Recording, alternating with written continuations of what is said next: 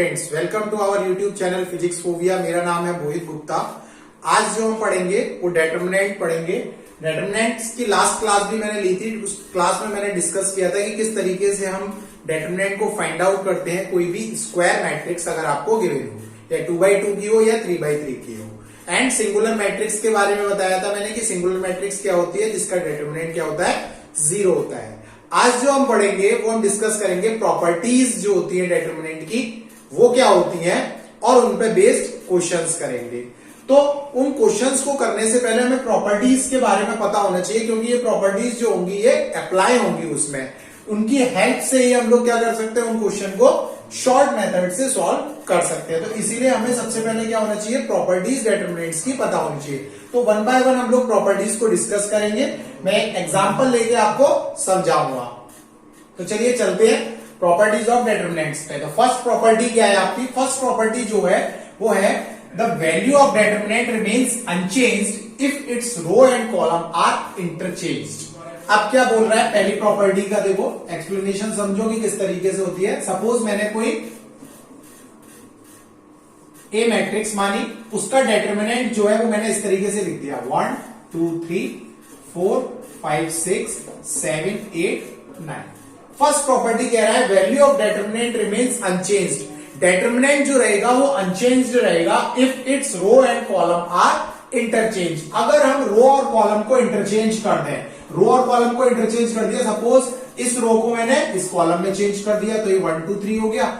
इसको मैंने 4 5 6 यानी इस रो को इस कॉलम में चेंज कर दिया और इस रो को इस कॉलम में चेंज कर दिया। तो इसको सपोज मैंने मान लिया क्या भाई, ए के बाद बी मान लिया, इसका डेटर्मिनेंट बी। तो क्या होगा भाई, तो होगा ये कि डेटर्मिनेंट ए जो होगा वो डेटर्मिनेंट बी के बराबर होगा।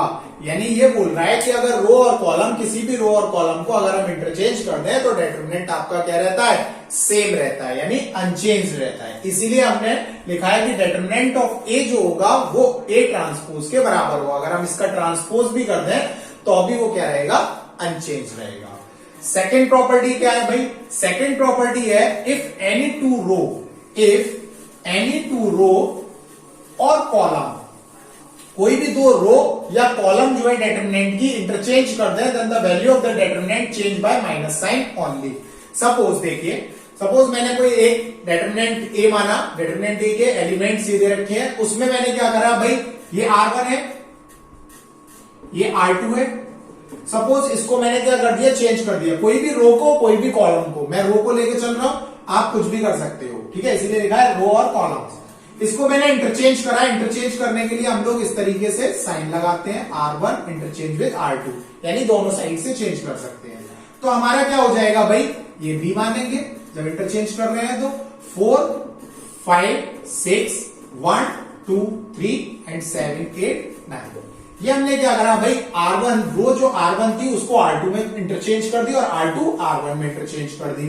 उसका डेटर्मिनेंट हम B मान लेंगे, क्योंकि हो सकता है भाई अलग आए, तो उसका डेटर्मिनेंट हमने B से डिनोट कर दिया। तो इससे हमें क्या एनालाइज होगा, इससे हमें यह एनालाइज होगा कि जो डेटर्मिनेंट A आएगा वो माइनस का आएगा डेटर्मिनेंट B के, या डेटर्मिनेंट B जो आएगा वो डेटर्मिनेंट आएगा किसके, माइनस के A के। तो हमेशा हम क्या करते हैं, जब भी कोई भी डेटर्मिनेंट में रो या कॉलम्स को इंटरचेंज करते हैं तो उसको माइनस साइन के साथ इंटरचेंज करते हैं। ये आपकी हो गई दूसरी प्रॉपर्टी। चलिए तीसरी प्रॉपर्टी पे चलते हैं। तीसरी प्रॉपर्टी क्या है, इफ एनी टू रो और column of determinants are identical then its value is 0। तो सिंपल है ये, तो भाई कोई भी दो रो या फिर कोई भी दो कॉलम आपके क्या हो जाए, सेम हो जाए। आइडेंटिकल का मतलब है सेम, सेम हो जाएंगे तो उनका डेटर्मिनेंट क्या हो जाएगा, 0। देखिए सपोज ए डेटर्मिनेंट माना हमने 1 2 3 और ये भी 1 2 3 हो गया, 4 5 6। अब ये दो रो क्या हो गई, सेम हो गई, आइडेंटिकल हो गई, तो इसका मतलब इसका डेटर्मिनेंट क्या हो जाएगा, सीधा डायरेक्ट लिख देंगे हम 0। तो कहीं भी हमें दो आइडेंटिकल रो या कॉलम दिखेंगी तो उसका डेटर्मिनेंट हम 0 लिख देंगे और वहां पे लिख देंगे बाय प्रॉपर्टीज ऑफ डेटर्मिनेंट। इसीलिए हमारा प्रॉपर्टीज का यूज करेंगे हम उसमें। चलिए फोर्थ पे चलते हैं। फोर्थ क्या है, if each element of row और column of determinants is multiplying by constant K. अगर हमारा कोई भी एलिमेंट, हर एक एलिमेंट को अगर हम क्या करें, के से मल्टीप्लाई करें, के कोई भी नंबर हो सकता है, यानी स्केलर नंबर, मल्टीप्लाई करें by constant K, then value of the new determinant is K times the value of the original determinant. क्या बोल रहा है भाई, सपोज हमने कोई भी एक डेटर्मिनेंट माना, उसकी वैल्यू मानी 1 2 3 4 5 6 7 8 9।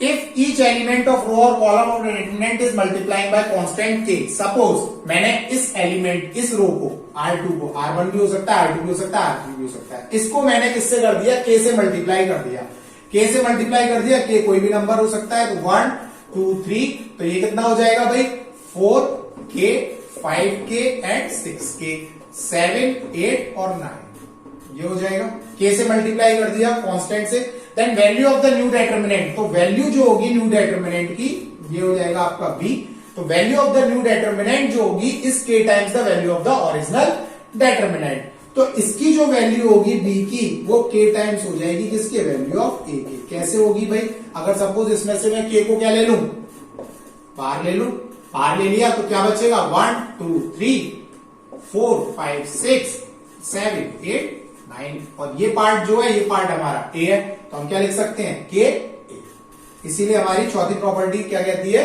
कि अगर हम किसी में भी k का मल्टीप्लाई करेंगे, चाहे वो रो हो चाहे वो कॉलम हो, तो उसका डेटर्मिनेंट क्या हो जाएगा, k टाइम्स हो जाएगा ओरिजिनल डेटर्मिनेंट के।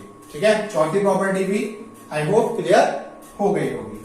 चलिए पांचवी प्रॉपर्टी पे चलते हैं। पांचवी प्रॉपर्टी क्या है, if each element of row और columns of determinant is expressed as sum of the two or more terms, then the determinant can be expressed as sum of the two or more determinants।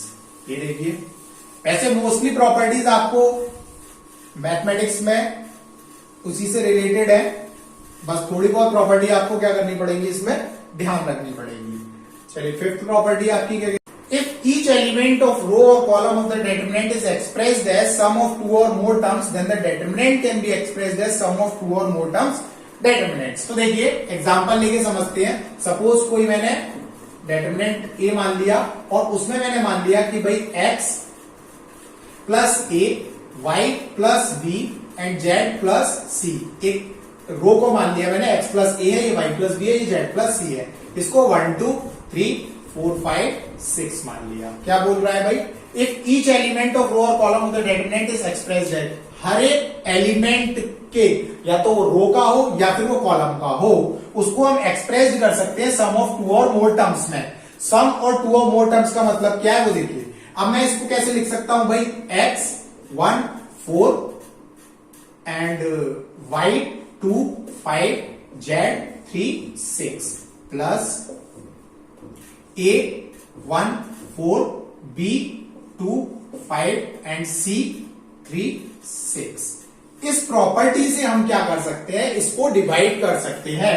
कोई भी element हो, x plus a दे रखा है, अगर यहां पर 4 दे रखा है तो मैं इसको 2 प्लस 2 में भी कर सकता हूं, 5 दे रखा है यहां पर, मैं इसको 2 प्लस 3 में भी कर सकता हूं, 6 दे रखा है यहां पर, मैं इसको 3 प्लस 3 में भी कर सकता हूं।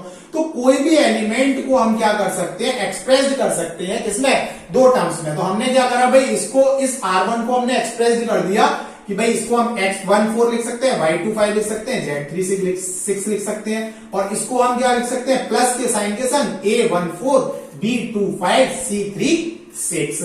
तो डेटर्मिनेंट ऑफ a जो होगा वो हमारा क्या हो जाएगा, determinant of b plus determinant of c।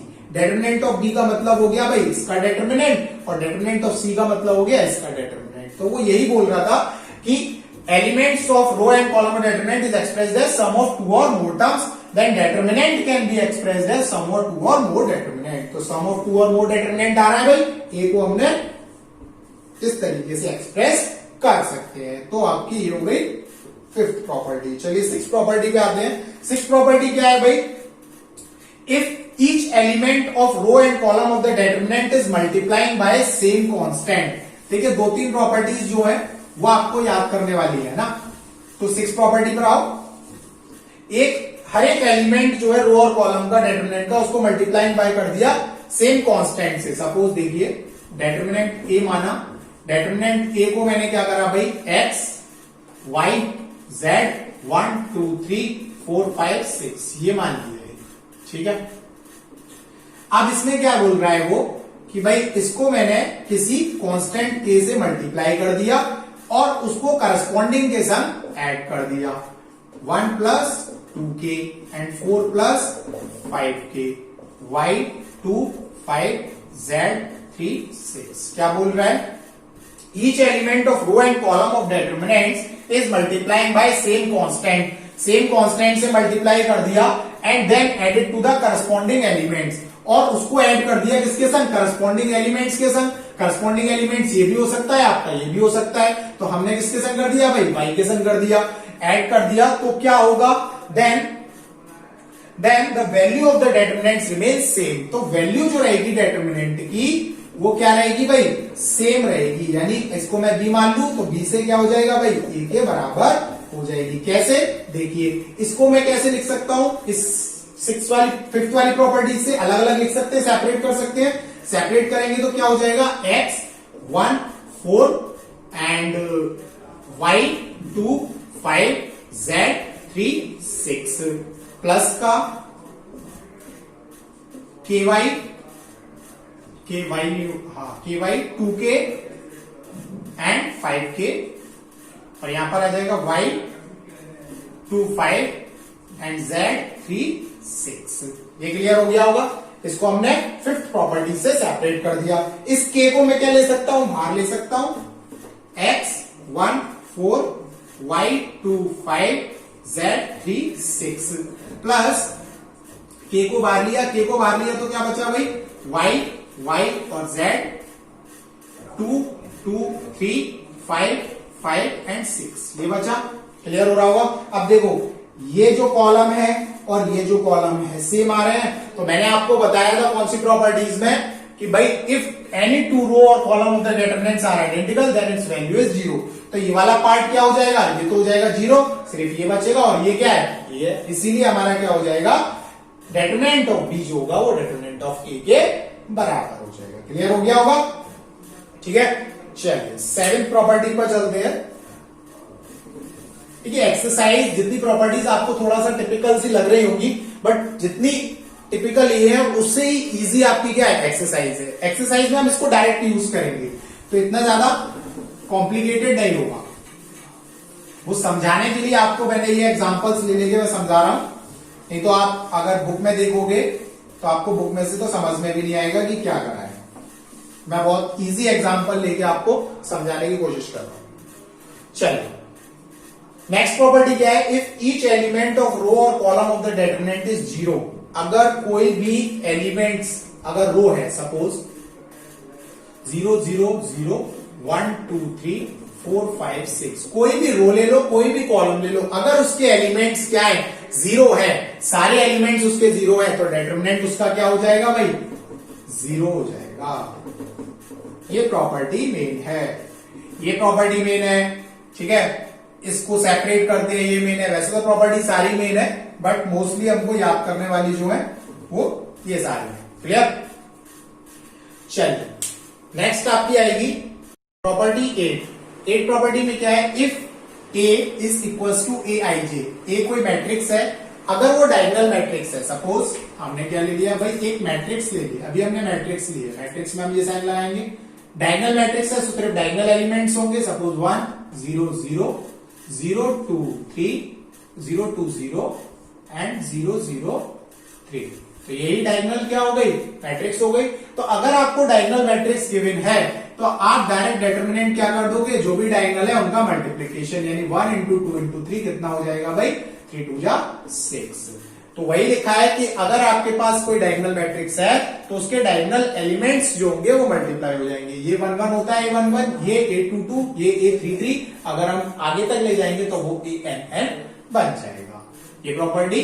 आपको क्लियर हो गई होगी नेक्स्ट प्रॉपर्टी पे चलते हैं property 9 if A and B are the square matrix A और B कोई स्क्वायर मैट्रिक्स है of same order suppose same order 3x3 की मैट्रिक्स है देन अगर हम उन दोनों का प्रोडक्ट करें प्रोडक्ट करने के बाद उसका डिटरमिनेंट निकालें या फिर हम सेपरेट डिटरमिनेंट निकाल दें और उन दोनों का प्रोडक्ट कर दें तो क्या होगा वो बराबर ही होगा ये हम प्रॉपर्टीज के अकॉर्डिंग कह रहे हैं क्लियर ये क्लियर हो रहा होगा चलिए नेक्स्ट प्रॉपर्टी पर चलते हैं नेक्स्ट प्रॉपर्टी आपकी properties number 9 let A is equal to A I J B square matrix, होगी तो सारी स्क्वायर मैट्रिक्स, क्योंकि भाई हम डिटरमिनेंट की बात कर रहे हैं, डिटरमिनेंट में स्क्वायर मैट्रिक्स ही लेते हैं। Then the sum of the product of the elements of any row और column with their cofactors is always equal to determinant A. देखिए इसको समझने के लिए हमने क्या करा भाई, एक ए मैट्रिक्स मान ली या उसका डिटरमिनेंट मान लिया, डिटरमिनेंट मान लिया किसी मैट्रिक्स का, वो क्या क्या आ रहा है भाई, A11, A12, A13, A21, A22, A23, A31, A32 और A33, ये डिटरमिनेंट आ रहा है। क्या बोल रहा है, sum of the product of the elements of any row और कॉलम, हमने रो को ले लिया भाई, A11 को ले लिया, इस R1 को रो को ले लिया, इस R1 रो को अगर हम लें तो उसका डिटरमिनेंट जो होगा वो क्या हो जाएगा, product with the elements of any row और column with their cofactors is always equal to A.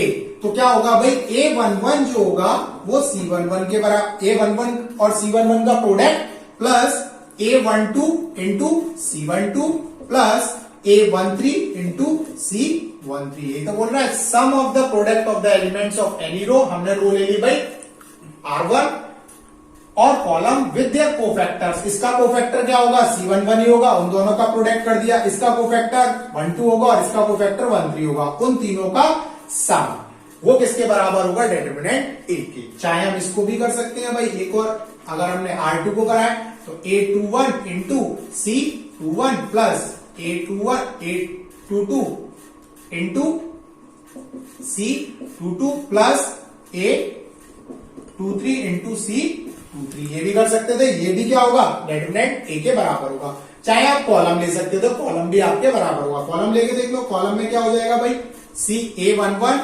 Into C11 plus A21 into C21 plus A31 into C31, ये भी आपका क्या होगा, डिटरमिनेंट ए के ही बराबर होगा। तो सारे डिटरमिनेंट क्या आएंगे आपके, सेम ही आएंगे। ये आपकी बोल रही है क्या, प्रॉपर्टी नंबर 10। नेक्स्ट चलते हैं हम लोग प्रॉपर्टी नंबर 11 पर।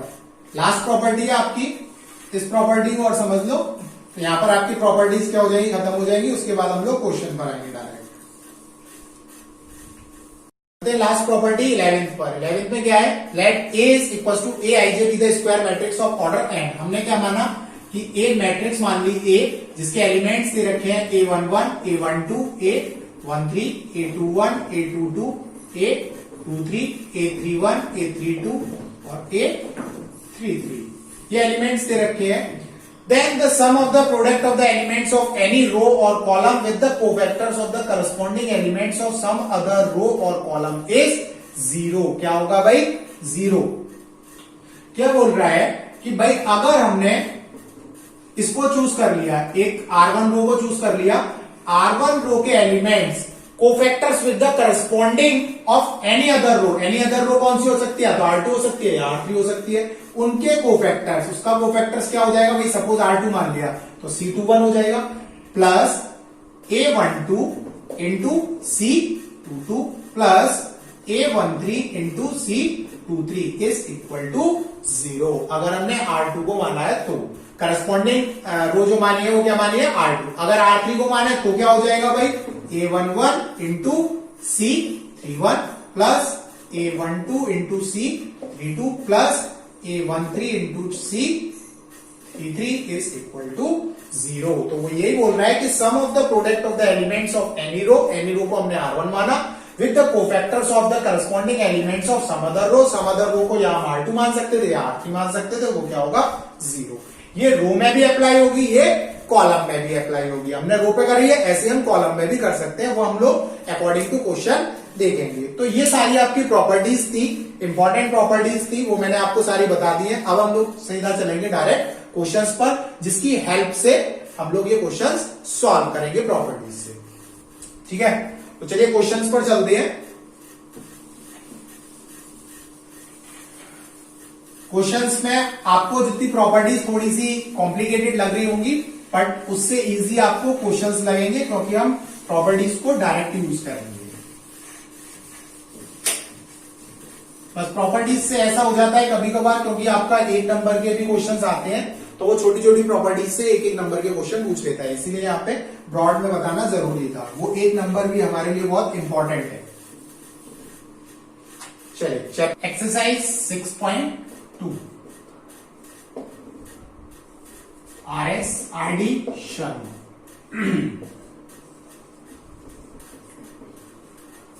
फर्स्ट क्वेश्चन का फर्स्ट पार्ट, इसमें क्या बोल रहा है भाई, without expanding show that the value of the following determinant is 0। देखो अब तक जो हमने फर्स्ट एक्सरसाइज में पढ़ा था वो हमने क्या करा था, एक्सपेंड करा था किसी के भी अलोंग, या रो के अलोंग या कॉलम के अलोंग। इसमें क्या करना है, हमें विदाउट एक्सपेंडिंग करना है, यानी बाय यूजिंग प्रॉपर्टीज या फिर बाय यूजिंग ऑपरेशंस। ऑपरेशंस किस तरीके से लगेंगे वो भी मैं यहाँ पे बताऊंगा, और प्रॉपर्टीज का कैसे यूज होता है वो भी यहाँ पे बताऊंगा, जो हमने डिस्कस कर ही दिया अभी। तो चलिए क्वेश्चन पे चलते हैं। पहला क्वेश्चन क्या दे रखा है, पहला दे रखा है डिटरमिनेंट 8, 12, 16, 2, 3, 4, 7, 5, 3, 2, 3, 4, 7, 5 एंड 3। इसका ये डिटरमिनेंट दे रखा है, इसका डिटरमिनेंट हमें 0 करना है, ये शो करना है। तो भाई डिटरमिनेंट 0 शो करना है तो किस तरीके से करेंगे, तो इसमें हम थोड़ा सा स्मार्ट कैलकुलेशन करेंगे और थोड़ा बहुत हमको सोचना पड़ेगा कि किस तरीके से करें। तो वो आप जब प्रैक्टिस करोगे तो अपने आप उसकी आदत बन जाएगी, नहीं तो मैं इतने इसमें क्वेश्चंस कराऊंगा आपको कि आपको आदत पड़ जाएगी कि किस तरीके से ऑपरेशंस को लगाना है और क्या करना है। ठीक है, तो क्योंकि इसमें से क्वेश्चन आता है 4 नंबर का, तो मैं इसको थोड़ा सा सीरियसली पढ़ाऊंगा और कम से कम 2 लेक्चर लूंगा। इसमें कंफर्म है 4 नंबर का क्वेश्चन आना बोर्ड में। तो देखिए ऑपरेशन कैसे लगेगा उसके बाद मैं इसको एक्सप्लेन करूंगा। R2 में ऑपरेशन लगा रहे हैं R2 माइनस R1, एंड दूसरा ऑपरेशन लगा रहे हैं हम R3 में R3 माइनस R2। देखो ऑपरेशन कैसे लगाते हैं, हमें R2 में क्या करना है, लिखना है R2 का मतलब रो 2, इस रो 2 में हमें ऑपरेशन लगाना है और जो यहां पर होगा वो यहीं पे आएगा, इस रो 2 में से रो 1 को माइनस करते हुए। ठीक है, दूसरा क्या है R3 में ऑपरेशन लगाना है R3 में से R2 को माइनस करके। तो जो यहां पे ऑपरेशन लगता है उसी में ही लिखा जाता है, और जो यहां पे ऑपरेशन लगेगा उसी में लिखा जाएगा। तो देखो क्या आएगा, R2 में से R1 को माइनस किया, R2 में से R1 को माइनस किया तो 8, 2, 7, क्योंकि ये तो सेम रहेगा भाई, क्योंकि इसमें तो हमारा ऑपरेशन कोई नहीं लग रहा। अब R2 में से R1 माइनस किया तो कितना आ गया भाई, यहाँ पे 4, इसमें से इसको माइनस किया 3, 2 माइनस 1, 5 माइनस 7 माइनस का 2। दूसरा ऑपरेशन R3 में लिख रहा है तो R3 में चेंजेस आएंगे। 16 माइनस के 12, R3 माइनस R2 करो तो 16 माइनस के 12 4, एंड 4 माइनस के 3 1, एंड 3 माइनस के 5 माइनस के 2, ये आ गया। अब देखो हमने ऐसा क्यों किया, हमें क्या करना है, इसका डिटरमिनेंट 0 करना है। तो डिटरमिनेंट 0 करने के लिए भाई हमारे पास प्रॉपर्टीज याद होनी चाहिए कि अगर हम 2 रो 2 कॉलम क्या करते हैं, सेम कर दें तो हमारा क्या हो जाएगा, उसका डिटरमिनेंट 0 होता है। या डायगोनल्स हो, डायगोनल एलिमेंट्स अगर हमारे हैं तो 0 होता है, नहीं तो 0 नहीं होगा डायगोनल एलिमेंट्स को जोड़ के। यानी हमारी 2 रो या 2 कॉलम अगर आपके क्या हो, सेम हो तो वो 0 हो जाएगा। तो हम इसको 2 रो और 2 कॉलम को सेम कैसे बनाएंगे, 2 रो और 2 कॉलम को हम सेम कैसे बना सकते हैं भाई, इसमें से इसको माइनस किया और इसमें से इसको माइनस किया, तो हमारा क्या आ जाएगा 4 और 4, 3 माइनस 2 क्या हो जाएगा 1, 4 माइनस 3 1, 5 माइनस 7 माइनस 2 और 3 माइनस 5 माइनस 2। इसीलिए हमने क्या लगाया, R2 और R3 लगाया। हो सकता है किसी क्वेश्चन में C2 और C1 लगे, C3 और C2 लगे, वो कुछ भी लग सकता है, वो आपको अकॉर्डिंग टू क्वेश्चन थोड़ा सा देखना पड़ेगा। अब क्या हो गया भाई, इसमें R2 and R3 are identical, so determinant of given elements 0 by property, यहां पे लिख सकते हैं by property। ठीक है, by determinant property हम क्या कर सकते हैं, इसको 0 कर सकते हैं। चलिए नेक्स्ट क्वेश्चन पे चलते हैं। नेक्स्ट क्वेश्चन क्या है आपका, क्वेश्चन नंबर 4। वैसे मोस्टली आपके नंबर्स वाले क्वेश्चन नहीं आते हैं, A B C X Y Z इस टाइप के क्वेश्चन इसमें आते हैं, क्योंकि 4 नंबर का क्वेश्चन होता है तो वो थोड़ा सा लॉन्ग पूछता है। देखें क्वेश्चन नंबर 4, अच्छा क्वेश्चन है, फर्स्ट का ही 4th पार्ट है। इसमें मैं बहुत क्वेश्चन कराऊंगा क्योंकि इसमें से क्वेश्चन कंफर्म आना है। जिससे कि आप सारे क्वेश्चन उस टाइप के कर लें। 1/a, 1/b and 1/c। a square B square C square, a square B square C square and bc ac ab, bc ac and ab। इसका भी हमें क्या करना है भाई, डेटरमिनेंट जीरो करना है। अब हम इसका डेटरमिनेंट जीरो कैसे करें, तो इसमें हमें क्या करना पड़ेगा वो देखिए भाई। हम क्या करें इसमें, देखो 1/a, अब देखना 1/a इसमें से कॉमन ले लिया R1 में से, इंटू 1/b इसमें से कॉमन ले लिया R2 में से, 1/c इसमें से कॉमन ले लिया R3 में से। क्लियर? जब ये कॉमन ले लिए तो यहां पर क्या बचा 1, क्योंकि 1/a कॉमन ले लिया तो यहां से क्या बचेगा 1, और 1/a इसमें कॉमन ले रहे हैं तो यहां पर कितना आ जाएगा भाई a3, यहां पर कितना आ जाएगा abc, ये आ जाएगा। 1/b कॉमन ले लिया, यहां पर 1, यहां पर कितना आ जाएगा b3, और यहां पर कितना आ जाएगा abc। 1/c इसमें से कॉमन लिया 1, यहां पर आ जाएगा c3, और यहां पर आ जाएगा abc। अब abc इसमें आ गया, पूरे में आ रहा है, तो मैंने बताया था भाई कॉमन आ रहा है हम बाहर ले सकते हैं, इसको बाहर ले लो। abc हमने उसमें से कॉमन ले लिया, और abc ऑलरेडी यहां पर है। क्या बच रहा है यहां पर, जो बचेगा वो क्या बचेगा भाई 1 1 1 a3 b3 c3 और 1 1 1, यही बचेगा भाई। ठीक है, अब देखो दो रो क्या हो गई, सेम हो गई। जब दो रो सेम हो गए तो डेटरमिनेंट क्या हो सकता है, जीरो हो सकता है। कह सकते हैं C1 and C3 are identical. दो कॉलम या दो रो कोई भी सेम हो जाए तो उसका डेटरमिनेंट क्या हो जाएगा भाई, तो determinant is equal to zero. इस तरीके से हम क्या करते हैं, ऑपरेशंस को लगाते हैं। ठीक है, तो आपको मैं इसी टाइप से क्वेश्चंस कराऊंगा, अच्छे अच्छे क्वेश्चंस कराऊंगा जो बोर्ड में आ चुके हैं। उन क्वेश्चंस को आप अच्छे से देखना, तो आपका लेवल उस टाइप का बन जाएगा कि आप इतना सोच सकें। चलिए नेक्स्ट क्वेश्चन पे चलते हैं। नेक्स्ट क्वेश्चन जो है आपका वो है क्वेश्चन नंबर 6। मैं थोड़े से ज्यादा ही क्वेश्चन लेके चलूंगा भाई इसमें, क्योंकि मुझे जो है आउटपुट चाहिए, जो मैं पढ़ा रहा हूं वो आपको अच्छे से समझ में आए, आप कुछ सीखें। ऐसा नहीं कि बस हवा में करा दिया, ऐसा नहीं होना चाहिए। का 6 पार्ट, 1 के 6 पार्ट में क्या है, क्वेश्चन अच्छा है, समझने की कोशिश करना। और इसमें मैं आपको एक ट्रिक भी बताऊंगा कि वो किस ट्रिक से सॉल्व करते हैं कोई क्वेश्चन को। 1 1 1 a b c, a b and c, a square minus का bc, b स्क्वायर माइनस का AC and C square minus का AB। देखो हम क्या करते हैं, जनरली हम लोग ये करते हैं कि भाई अगर हमको क्वेश्चन में नहीं समझ में आ रहा तो हम वहां पर 1 1 1 की कंडीशन लाने की कोशिश करते हैं। 1 1 1 की कंडीशन लाने के बाद क्या करते हैं भाई, 1 1 1 की कंडीशन आ गई तो उसमें हम ये ऑपरेशन अप्लाई करते हैं कि भाई कोई भी एक रो या कोई भी एक कॉलम क्या हो जाए 1 0 0 हो जाए। इसके अलावा एक्सपेंड, अब एक्सपेंड हम कर सकते हैं। यहां पर हमारा एक्सपेंड क्या हो जाता है, या तो 1 0 0 हो जाए या फिर 1 0 0 हो जाए। कोई भी रो कोई भी कॉलम, अगर 1 0 0 हो गया यानी 2 0 हो गए किसी भी रो किसी भी कॉलम में, तो उसके अलावा हम लोग क्या कर सकते हैं, एक्सपेंड कर सकते हैं। तो हम लोग यही कोशिश करते हैं। अब भाई ये कैसे करेंगे, ये तो बहुत इजी है। अगर इसमें से इसको माइनस कर दूं तो यहां पर 0 आ जाएगा, और इसमें से इसको माइनस कर दूं तो यहां पर 0 आ जाएगा। ऐसा कर सकते हैं। तो वही हम काम इसमें क्या करते हैं जब हमारे पास तीनों 1 1 1 की कंडीशन आ जाए। तो देखिए इसमें क्या कर सकते हैं भाई, इसमें भी हमें क्या करना है, विदाउट एक्सपेंडिंग 0 करना है। बट एक्सपेंड कब अलाउ है, जब वहां पर 1 0 0 कहीं भी आ जाएगा। ठीक है, देखिए R2 में हम लोग क्या कर रहे हैं, ऑपरेशन लगा रहे हैं। R2 में से R1 को माइनस कर रहे हैं। ऑपरेशन लगाना बता दिया मैंने, जो यहां पर आएगा वो यहां पर आएगा, उसके बाद जिसमें से तो माइनस कर रहे हो वो आएगा। दूसरा ऑपरेशन लगा रहे हैं भाई R3 में। R3 में से भी हम क्या कर दे रहे हैं, R3 माइनस R1 कर दे रहे हैं। भाई इसको भी इसमें से माइनस कर दे रहे हैं और इसको भी इसमें से। ऐसा भी कर सकते हैं, इसको इसमें से इसको इसमें से, ऐसा भी कर सकते थे। ठीक है, बट एक लाइन से चलो तो ज्यादा अच्छा रहेगा। 1 माइनस 1 क्या हो, ये तो सेम रहेगा क्योंकि ए में तो हमें कोई चेंज करना नहीं है।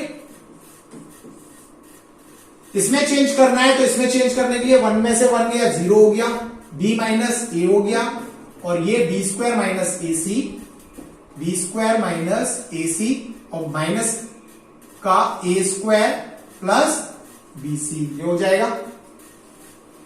ठीक है, हाँ, इसमें से इसको माइनस किया, 1 और 1 0, सी माइनस का ए, और यहां पर हो जाएगा सी स्क्वायर माइनस का ए बी एंड माइनस का ए स्क्वायर माइनस का ए स्क्वायर प्लस का बी सी। इतना क्लियर हो गया। चलिए आगे बढ़ते हैं भाई। अब क्या करें भाई, ये 1 1 0 0 आ गए, इसके अलोंग क्या करते हैं, अब एक्सपेंड कर सकते हैं इजीली, इसके अलोंग एक्सपेंड कर दो, तो यहां पे लिखेंगे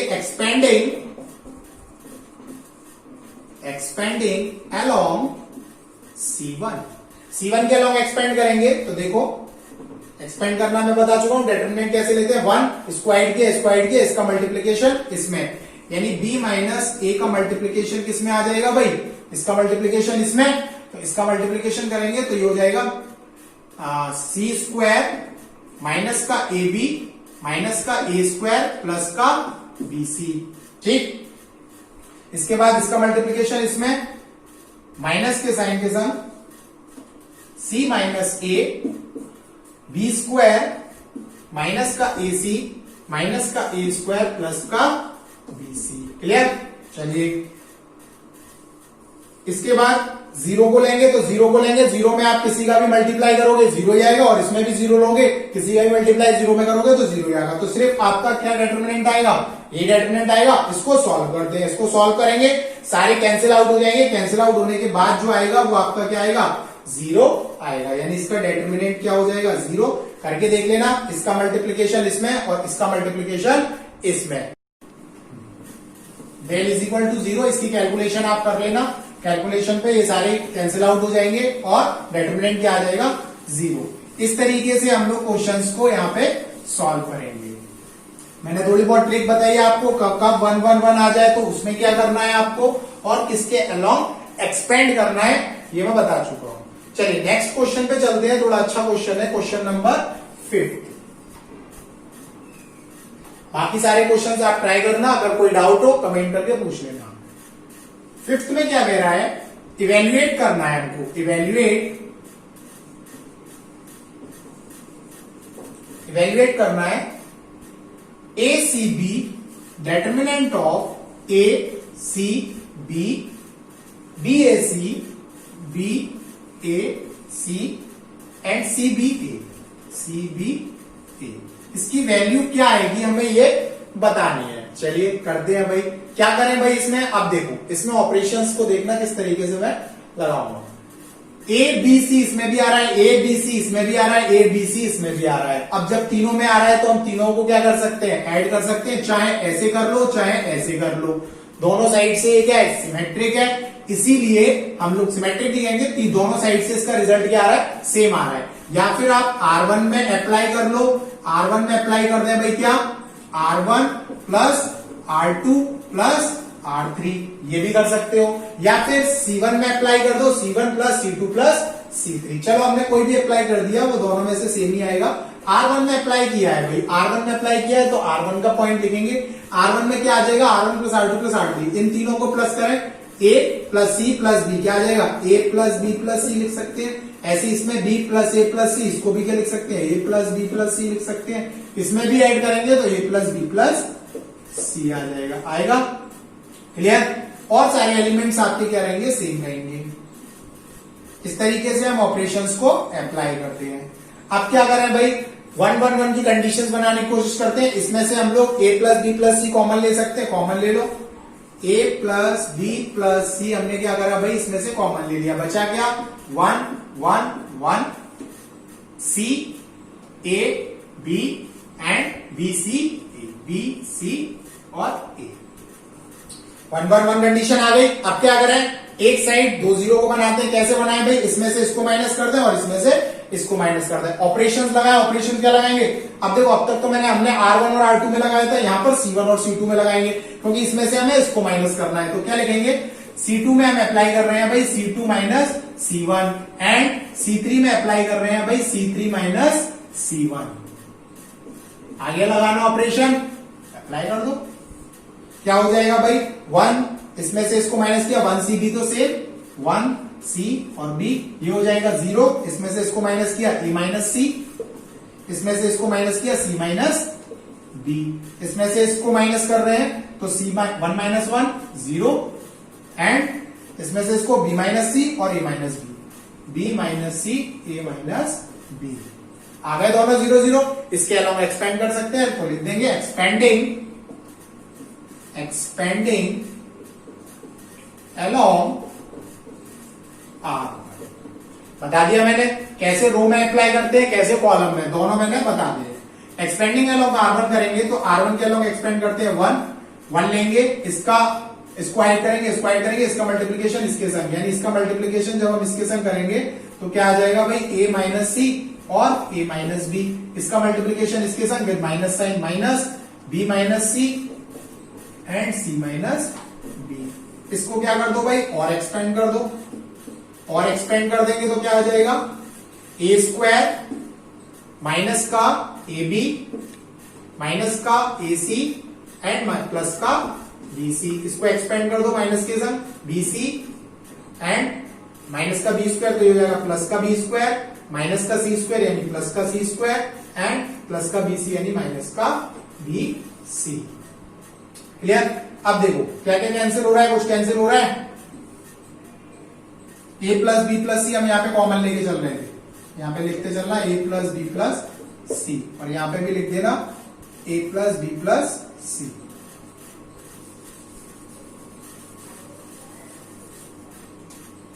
A plus B plus C, ठीक है, ये हम लोग लेके चल रहे हैं। तो क्या आ गया भाई A plus B plus C तो हमारा कॉमन था ही।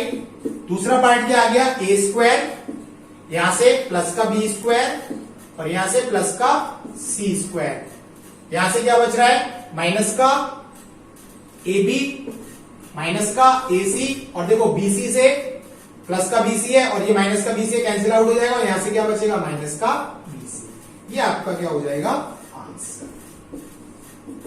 क्लियर? इससे ज्यादा हम इसको क्या नहीं कर सकते, रिड्यूस नहीं कर सकते, तो ये आपका क्या हो जाएगा आंसर। क्लियर? इस तरीके से हम क्वेश्चंस में ऑपरेशंस को अप्लाई करेंगे और प्रॉपर्टीज को लगाएंगे। नेक्स्ट क्वेश्चन करा रहा हूं मैं, क्वेश्चन नंबर 8। इंपॉर्टेंट क्वेश्चंस करा रहा हूं, बहुत अच्छे अच्छे क्वेश्चंस हैं और हर किसी में कुछ ना कुछ अलग ऑपरेशंस लगा के बता रहा हूं। क्वेश्चन नंबर 8 देखो,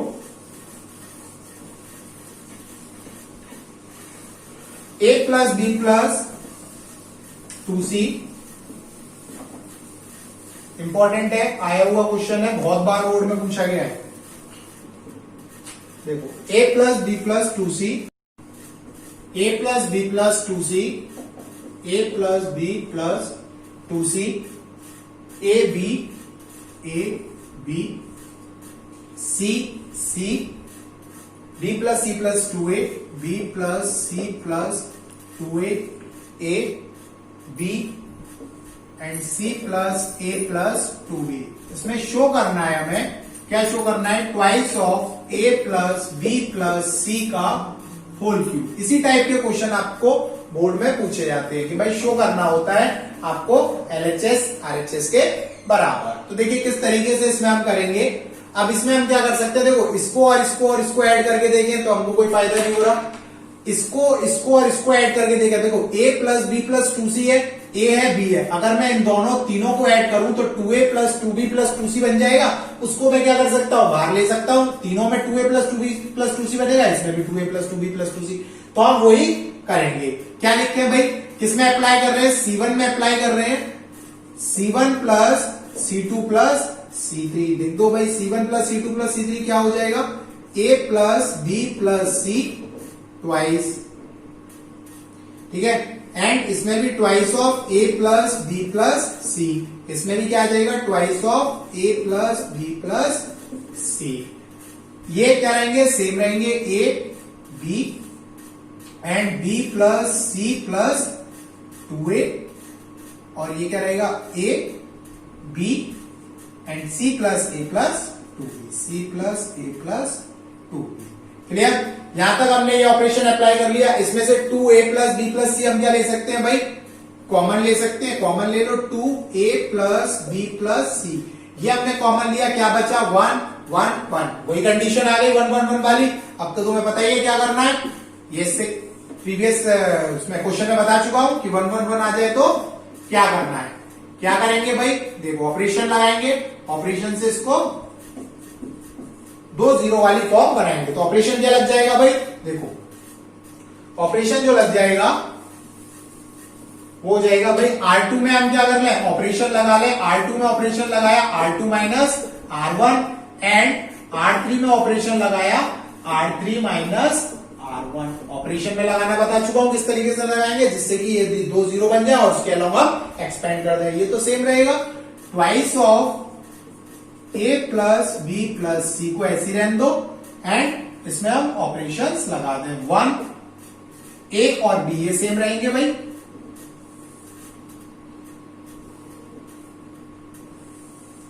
इसके बाद 1 और 1 ये क्या हो जाएगा? 0, एंड ये भी 0। इसमें b plus c plus 2a minus a कितना बचेगा? a plus b plus c। इसमें से इसको माइनस कर दिया और b माइनस b कितना हो जाएगा? 0। ऐसे इसमें से इसको इसमें से माइनस, इसको इसमें से माइनस किया, a में से a लिया 0, and c plus b plus 2b, c plus b नहीं होगा यहां पर, c plus a, c plus a plus 2b minus b कितना हो जाएगा? a plus b plus c। आ गया ये। अब क्या करें भाई? 2 0 बन गए, अलोंग कर दो, एक्सपेंड कर दो। एक्सपेंडिंग अलोंग C1 के अलोंग एक्सपेंड कर दिया। ये तो सेम रहेगा। Twice of a plus b plus c into 1। जब हम इसके अलोंग एक्सपेंड करेंगे, इसको ऐड करेंगे, इसको ऐड करेंगे, इसका मल्टीप्लीकेशन इसमें, इसका मल्टीप्लीकेशन इसमें, इसका मल्टीप्लीकेशन जब हम इसमें करेंगे तो a plus b plus c का होल स्क्वायर, माइनस का क्या हो जाएगा? 0। इसका मल्टीप्लीकेशन इसमें कर दो तो क्या हो जाएगा भाई? Twice of a plus b plus c का होल क्यूब। यही हमें क्या करना था? प्रूव करना था। यानी LHS किसके बराबर आ गया? RHS के। यही चीज हमें प्रूव करनी। तो इस तरीके से आपके क्वेश्चंस होंगे। तो नेक्स्ट लेक्चर में हम इसी को कंटिन्यू करेंगे। मैं आगे और अच्छे क्वेश्चंस कराऊंगा जो बोर्ड में आए हुए हैं वो, और किस तरीके के बोर्ड में पूछे जाएंगे ये भी मैं बताऊंगा। तो आज के लिए इतना ही। Thank you so much for watching the video, and please like, share and subscribe my channel.